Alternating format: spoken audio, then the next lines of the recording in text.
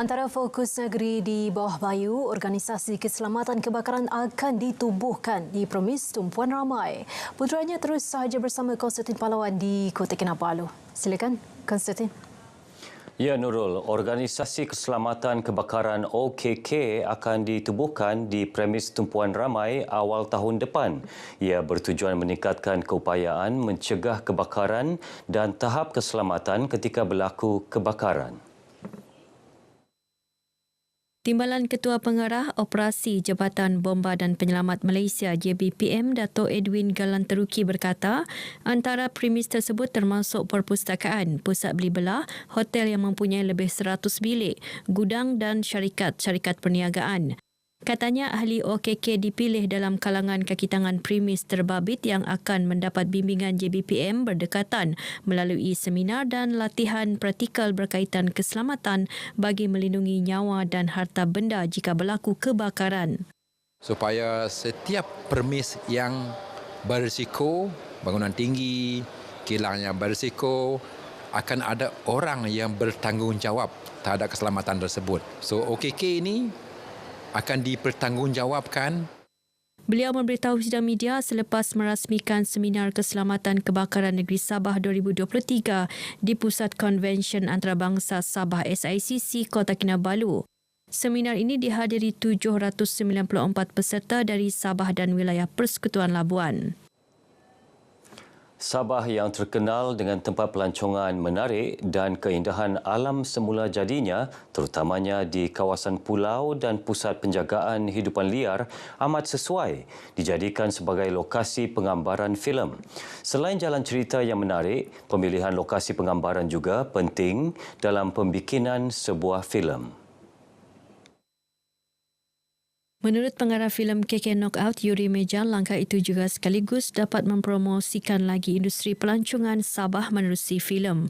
Sehubungan itu, beliau berharap lebih ramai pengusaha filem di negara ini menjadikan tempat-tempat menarik di Sabah sebagai lokasi penggambaran filem termasuk drama TV.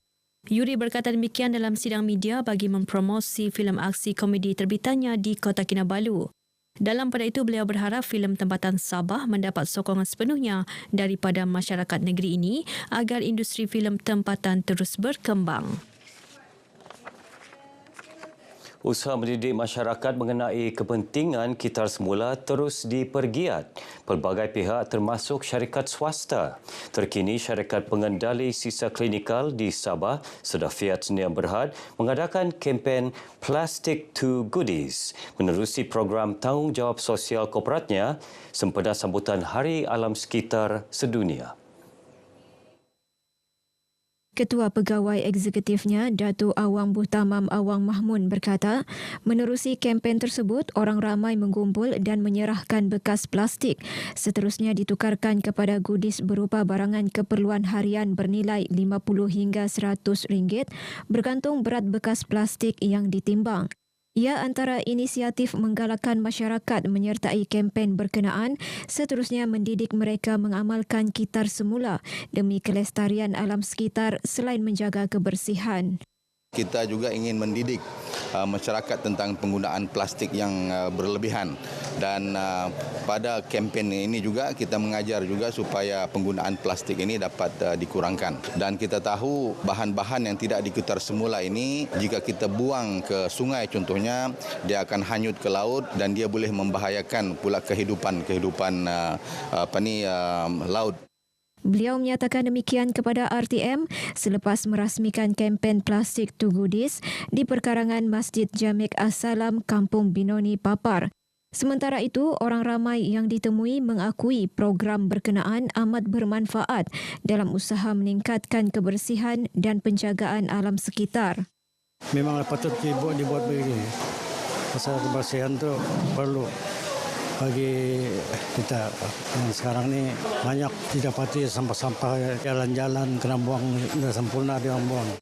Amat bermanfaat sekali untuk orang kampung, terutamanya dari segi kalau sekiranya plastik yang dikumpul pada hari ini dibuang begitu saja tidak akan beroleh apa-apa. Tapi pada hari ini kempen Plastic to Goodies beroleh hadiah daripada Sedafiat. Dan di samping itu sebenarnya manfaat kepada alam sekitar juga memang ada kebaikannya lah. Kita dapat menjaga alam sekitar, menjaga kebersihan dan barang-barang itu dapat kitar semula lah. Program ini diteruskan ke tahun selanjutnya supaya ramai yang dapat ikut lagi.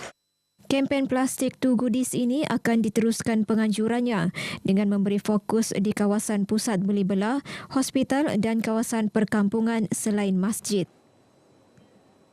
Operasi mencari dan menyelamat SAR seorang remaja lelaki berusia 13 tahun yang dikuatiri lemas ketika mandi di Sungai Tuaran sejak Sabtu lepas diteruskan hari ini di sekitar Jambatan Gantung Kampung Damat, Kampung Lakang Tuaran. SAR masuk hari kelima itu dilakukan di Sektor 3 iaitu dari Jambatan Batangan sehingga Jambatan Bolong dengan jarak pencarian 6.21 km. Dalam sidang media di Tuaran, Ketua Polis Daerah Tuaran DSP Nuraidin Awang Maidin memberitahu pusat SAR juga dipindahkan 7 km dari lokasi mangsa dipercayai terjatuh. Setakat ini pihaknya belum menemui sebarang petunjuk dan operasi SAR dijalankan 24 jam sehari sehingga mangsa ditemui. SAR dilaksana menggunakan 5 buah bot milik pasukan bomba dan penyelamat, Angkatan Pertahanan Awam Malaysia dan Polis Diraja Malaysia. Operasi turut mendapat kerjasama beberapa jabatan dan agensi kerajaan, badan bukan kerajaan NGO dan penduduk kampung. Menurut DSP Nuraidin, operasi berhadapan cabaran kerana keadaan air agak deras dan keruh serta kehadiran hidupan liar yang boleh merisikokan pasukan penyelam. Operasi ini kita akan jalankan seberapa lama dan seberapa daya kita mampu sehinggalah mangsa ditemui insya-Allah. Kami menggesarlah supaya semua ibu bapa perhatikanlah pergerakan anak masing-masing terutama di musim hujan ini. Nasihatkan anak masing-masing supaya menjauhi tempat-tempat yang berisiko nyawa ini. Dalam kejadian Sabtu lalu, mangsa Muhammad Hashim Iskandar dipercayai lemas ketika mandi bersama 5 rakannya di Sungai Tuaran, Kampung Telibong, Tamparuli. Sabah FC akan menentang Seri Pahang FC pada aksi Liga Super yang berlangsung di Stadium Likas, Kota Kinabalu Sabtu ini. Ketua Jurulatih Sabah FC, Datuk Ong Kim Swee menyifatkan aksi menentang Seri Pahang FC itu sebagai perlawanan mencabar. Datuk Kim Swee berkata pasukannya perlu membuat persiapan sepenuhnya memandangkan prestasi pasukan Seri Pahang FC sepanjang musim ini amat baik.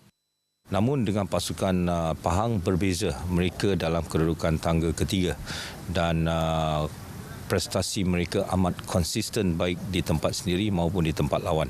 Jadi kita harus berada dalam tahap terbaik untuk memastikan kita tidak kehilangan mata terutama di tempat kita sendiri. Beliau menyatakan demikian kepada RTM ketika ditemui di Likas, Kota Kinabalu. Tambah Datuk Kim Swee, perlawanan tersebut juga amat penting dan beberapa kelemahan sebelum ini perlu diperbaiki. Antara pemain yang mengalami kecederaan ketika ini ialah Telmo Castanheira dan Miquel Cifuentes. Sekian paparan dari Negeri Bawah Bayu bersama saya, Konstantin Palawan. Untuk lebih banyak perkembangan semasa di tanah air, terus sahaja bersama Nurul di Angkasa Puri. Silakan. Konstantin Palawan, terima kasih atas perkembangan dari Sabah itu. Baik saudara, berita wilayah akan kembali masing-masing.